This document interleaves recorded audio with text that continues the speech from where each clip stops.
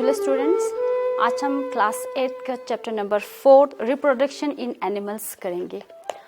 7th class में आपने reproduction in plants किया हुआ है, तो ये भी सेम ही है। हम एनिमल्स में देखेंगे कि रिप्रोडक्शन कैसे होते हैं। ठीक है, तो इससे पहले ये चैप्टर स्टार्ट करने से पहले मैं कुछ कहना चाहूँगी। जब भी हम ये चैप्टर स्टार्ट करते हैं, कहीं भी क्लास में हो या कहीं भी हम ये टॉपिक स्टार्ट करते हैं, तो जो बच्चे होते हैं वो थोड़ा शाय फील या थोड़ा सा अनकंफर्टेबल फील करते हैं क्लास में। तो बच्चों, मैं ये कहना चाहूँगी कि जो बुक्स में होते हैं, बुक्स में आपको अच्छी चीज़ें ही बताया होता है। ठीक है, बुक्स में कभी भी मर्डर करना या चोरी करना ये सब नहीं सिखाया होता है। तो बुक्स में जितने भी इंफॉर्मेशन होते हैं वो अच्छा ही होता है। तो इसका मतलब जो ये रिप्रोडक्शन इन एनिमल्स है, तो ये भी कुछ सोच समझ के ही दिया होगा और ये हमारे लिए कुछ अच्छा ही होगा, तभी हम ये पढ़ रहे हैं। ठीक है, तो आपको कभी भी नर्वस या कभी शायनेस फील नहीं करना है, क्योंकि ये हमारे बॉडी का ही पार्ट्स है। ठीक है, तो बी कंफर्टेबल।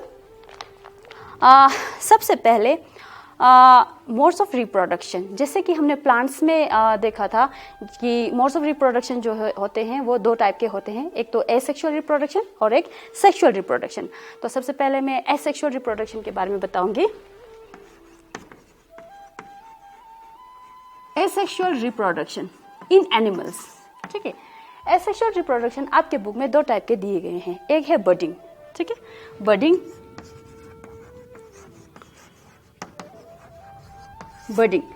और एग्जाम्पल दिया है आपके बुक में हाइड्रा। हाइड्रा में बर्डिंग कैसे होता है? बर्डिंग आपने प्लांट्स में भी पहले पढ़ा हुआ है, यीस्ट में होता है, सेम वही है। ठीक है, अब इसमें है हाइड्रा। हमारा जो ये हाइड्रा है,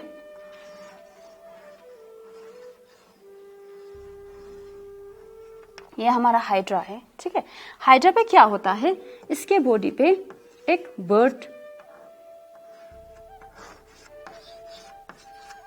एक छोटा सा बर्ड लगता है, और ये जो बर्ड होता है ये धीरे धीरे बड़ा होता है, और ये कुछ टाइम के बाद जब ये बड़ा हो जाए तो ये अपने पेरेंट्स से डिटैच होते हैं, ये अलग हो जाता है और ये एक नया इंडिविजुअल बनता है।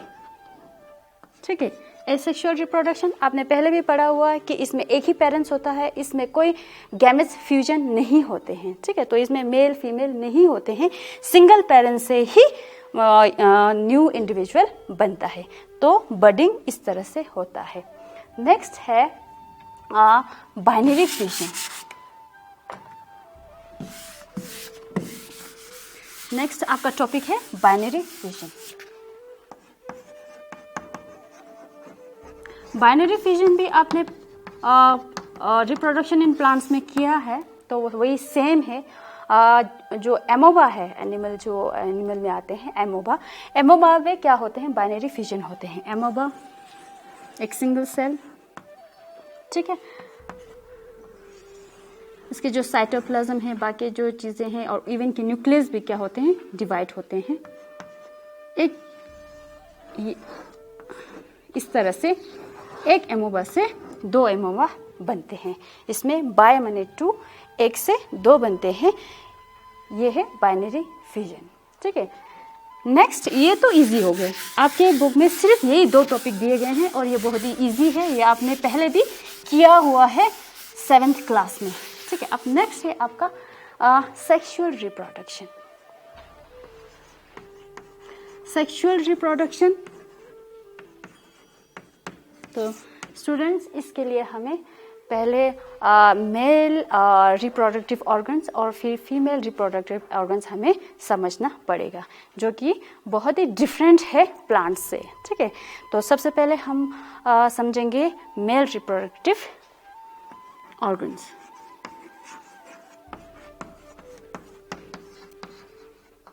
मेल रिप्रोडक्टिव ऑर्गन्स में सेक्सुअल रिप्रोडक्शन में आपको पता है कि क्या होता है। उसमें दो पेरेंट्स की ज़रूरत होते हैं, एक मेल होते हैं, एक फीमेल होते हैं। तो जब उनके जो गैमेट्स होते हैं उसकी फ्यूजन होते हैं, तो उससे न्यू इंडिविजुअल बनते हैं। ये हमारा है male reproductive organ. Male reproductive organ में आप ध्यान से देखिए, ये इस पार्ट को हम कहते हैं पेनिस, PENIS, पेनिस। फिर ये हमारा यहाँ पे एक ट्यूब है, इसको हम कहते हैं यूरेथ्रा, ठीक है। ये है हमारा जो मैंने ग्रीन आउटलाइन किया हुआ है, ये है ब्लैडर, जहाँ पे ब्लैडर वो हो गया जहाँ पे यूरिन कलेक्ट होते हैं, ठीक है। ये हमारा हो गया स्क्रोटम, ठीक है। स्क्रोटम के अंदर क्या होते हैं, टेस्टिस, ठीक है। तो टेस्टिस 2 होते हैं, 2 टेस्टिस होते हैं। ओके, तो ये है यहाँ से टेस्टिस से एक ट्यूब है जो कि कनेक्ट होता है यूरेथ्रा के साथ, ये है वास डिफरेंस, ठीक है। तो अब ये हो गया हमारा मेल रिप्रोडक्टिव ऑर्गन। अब जो मेल रिप्रोडक्टिव ऑर्गन होते हैं वो बॉडी के बाहर होते हैं, ठीक है। मेल के बॉडी के बाहर होते हैं, क्योंकि जो स्पर्म होता है, जो मेल गैमेट होते हैं जिसे हम स्पर्म कहते हैं, जो ये स्पर्म है ये टेस्टिस में बनता है, ठीक है। तो स्पर्म को बनने के लिए और जिंदा रहने के लिए उसको मतलब बॉडी टेम्परेचर से कम टेम्परेचर चाहिए, ठीक है। जो हमारा बॉडी टेम्परेचर होता है, बॉडी टेम्परेचर से कम टेम्परेचर में ही वो बनता है और सर्वाइव करता है। तो इसीलिए जो ये मेल रिप्रोडक्टिव ऑर्गन होते हैं, ये जो कि स्क्रोटम है या जो हम टेस्टिस कहेंगे, ये बाहर होते हैं, बॉडी के बाहर होते हैं।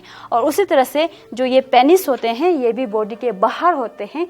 क्योंकि इसका क्या फंक्शन होता है, इसका फंक्शन होते हैं ट्रांसफर करना। क्या ट्रांसफर करना, स्पर्म को ट्रांसफर करना, ठीक है। तो एक तो इसका ये फंक्शन होता है, दूसरा होता है यूरिन पास करना, ठीक है। तो आप देख रहे हैं ये जो यूरेथ्रा है या ये जो ट्यूब है जिससे ये स्पर्म आते हैं या जिससे यूरिन पास होते हैं, ठीक है। तो ये यहाँ से लेके नीचे की तरफ ये एक ही है, पर यहाँ पे ये डिवाइड हो रहे हैं। ये डिवाइड होके ये ब्लैडर के साथ कनेक्ट है और ये टेस्टिस के साथ कनेक्ट होते हैं, ठीक है। तो जब स्पर्म निकलते हैं तो यूरिन पास नहीं होते हैं, जब यूरिन निकलते हैं तो स्पर्म पास नहीं होते हैं, ठीक है। एक ही साथ दोनों पास नहीं होते हैं, ये इम्पोर्टेंट थिंग। नेक्स्ट है हमारा ये स्पर्म, ठीक है। स्पर्म जैसे कि मैंने पहले बताया, ये है मेल गैमेट, ठीक है। ये टेस्टिस में बनता है। कितने बनते हैं, ये मिलियंस ऑफ बनते हैं। एक टाइम पे ये बहुत सारे millions and millions of sperm बनते हैं। तो स्पर्म का शेप, एक स्पर्म का शेप कैसा होता है, हैट, ठीक है, जिसमें न्यूक्लियस होते हैं। ये इसका मिडिल पीस, ठीक है, जिसमें माइटोकॉन्ड्रिया होते हैं जो एनर्जी इसको देते हैं। ये इसका टेल होता है जो कि इसके लोकोमोशन में इसको मूव करने में या आगे बढ़ने में इसको हेल्प करते हैं। तो ये एक स्पर्म का डायग्राम है। ऐसे ही मिलियंस ऑफ स्पर्म बनते हैं, ठीक है। ये मेल गैमेट है, ये सिंगल सेल है। उसी तरह से अब हम देखेंगे फीमेल रिप्रोडक्टिव ऑर्गन का।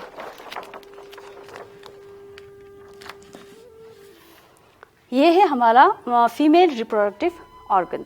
फीमेल रिप्रोडक्टिव ऑर्गन जैसे कि आप देख सकते हो, ये जो दो जो पिंक कलर की चीजें मैंने दिखाया है यहाँ पे, इसको कहते हैं ओवरी, ठीक है। ये ओविडक्ट या फैलोपियन ट्यूब, ठीक है। ये यूट्रस जहाँ पे बच्चा ठहरता है, ठीक है। और ये वजाइना। और जो फीमेल रिप्रोडक्टिव ऑर्गन होते हैं ये फीमेल के बॉडी के अंदर होते हैं, ये बाहर नहीं होते हैं। जैसे मेल का हमने देखा पेनिस भी बाहर था और इसका स्क्रोटम भी बाहर था, पर फीमेल का जो रिप्रोडक्टिव ऑर्गन होते हैं ये बॉडी के अंदर होते हैं, ठीक है। तो बाहर से हमें कुछ दिखाई नहीं देते हैं। उसी तरह से इसका जो गैमेट होते हैं इसको हम ओवम कहते हैं या एग कहते हैं, ठीक है। ये भी सिंगल सेल है। ये तो हो गए हमारे reproductive organ, male reproductive organ and female reproductive organ. अब बच्चों आपके बुक में है फर्टिलाइजेशन कैसे होता है, ठीक है। तो जब एक मेल और एक फीमेल मिलते हैं तो क्या होता है, जैसे मैंने कहा था जो पेनिस का क्या काम होता है, पेनिस का काम होता है जो स्पर्म है उसको ट्रांसफर करना फीमेल तक उसको पहुंचाना, ठीक है। तो ये जो स्पर्म है ये फीमेल के वेजिना से होते हुए ये चले जाते हैं, वेजिना से होते हुए यूट्रस से होते हुए ये पहुंच जाते हैं फैलोपियन ट्यूब तक, जहां पे हर महीने एक एग बनता है ओवरीज में, ठीक है, या राइट ओवरी में या लेफ्ट ओवरी में। इस बार अगर राइट ओवरी से आएगा एक एग तो नेक्स्ट टाइम पर हो सकता है लेफ्ट ओवरी से एक एग आ जाए। तो उसी तरह से एक एग जो है वो हर महीने फीमेल के अंदर बनता है। तो वो एग जो है वो यहाँ से फैलोपियन ट्यूब से होते हुए वो ओविडक्ट में फैलोपियन ट्यूब में पहुंचते हैं। तो उधर ही वहीं फैलोपियन ट्यूब में ही जो स्पर्म होते हैं वो इस ओवम से उस एग के साथ मिलते हैं, फ्यूजन होते हैं, ठीक है, फ्यूजन होते हैं, मतलब कि जो ये एग होते हैं, एग के साथ जो ये हमारा स्पर्म था ये दोनों मिल जाते हैं, एक ही स्पर्म, ठीक है, 2-3 नहीं, एक ही स्पर्म इसके अंदर एंटर कर सकते हैं। तो इस फ्यूजन ऑफ गैमेट्स को हम फर्टिलाइजेशन कहते हैं, ठीक है। जब एक स्पर्म और एक ओवम एग मिल जाते हैं तो इसको हम फर्टिलाइजेशन कहते हैं। अब इस फर्टिलाइजेशन में क्या होता है, इस फर्टिलाइजेशन में जैसे ही ये ओवम के साथ स्पर्म मिल जाता है तो जो स्पर्म का जो न्यूक्लियस है और जो इस एग का जो न्यूक्लियस है ये दोनों फ्यूज हो जाते हैं, ठीक है, फ्यूज हो जाते हैं और क्या बनते हैं, और जायगोट बनता है। क्या बनता है, जायगोट बनता है, ठीक है, वो यहाँ पे बनता है जायगोट। जायगोट बनने के बाद इसमें एक ही न्यूक्लियस बनता है। जो जब न्यूक्लियस भी फ्यूज हो जाते हैं ना तो उसके बाद एक ही न्यूक्लियस बनते हैं, सिंगल न्यूक्लियस वाला जायगोट बनता है। ये जायगोट जो है डिवाइड हो जाते हैं मैनी सेल्स में, बहुत सारे सेल्स में ये डिवाइड हो जाते हैं और डिवाइड होते होते ये आ जाते हैं यूट्रस में, ठीक है। यूट्रस में ये क्या करते हैं, यूट्रस में ये यूट्रस के वॉल के साथ ये अटैच हो जाते हैं कहीं पे, ठीक है, ये यूट्रस के वॉल के साथ अटैच हो जाते हैं। तो बच्चों आपके माइंड में ये आ रहा होगा कि ये तो ओपन है, एक तो गिर जाएगा, नहीं, उससे पहले ही यहाँ पे थिक लाइनिंग बन जाते हैं और ये बिल्कुल बंद हो जाता है, ठीक है, यूट्रस जो है वो ये बंद हो जाता है और इसके साइड पे पूरा बाउंड्री फेंसिंग जैसा बन जाता है, लाइनिंग, थिक लाइनिंग बन जाते हैं और यहाँ से ये बिल्कुल बंद हो जाता है। अब यहाँ से स्पर्म भी आ जाए तो ये अंदर स्पर्म नहीं एंटर कर पाते हैं और ये जो एग हमारा अभी जो हमारा जायगोट बना था ये अंदर सेफ है और ये अटैच हो जाते हैं यूट्रस के वॉल के साथ, जहाँ से उसको न्यूट्रिशन मिलता है और वो बढ़ता है, ठीक है। तो बढ़ते बढ़ते जो हमारा जो ये जायगोट से अब हमारा जो जायगोट है, अब ये